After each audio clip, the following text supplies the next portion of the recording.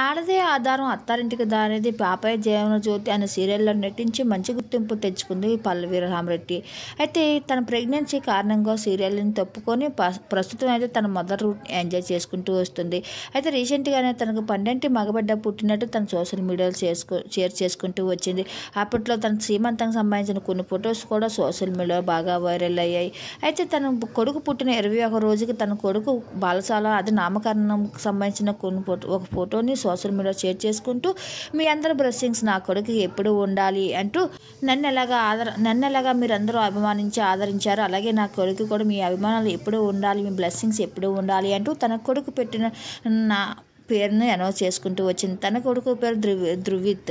ఈ పేరు నా కొడుకు ఎంతో ముచ్చటగా ఉంటుంది అంటూ తన కొడుకుతో భర్తతో ఉన్న ఫోటోని షేర్ చేస్తూ వచ్చింది. అయితే ఈ ఫోటోలో చూడడం తన భర్త ఎంతో ముచ్చటగా కనిపిస్తుంది. అయితే అందరూ కంగ్రాచులేషన్ తెలియజేసుకుంటూ కామెంట్ తెలియజేస్తూ వస్తున్నారు.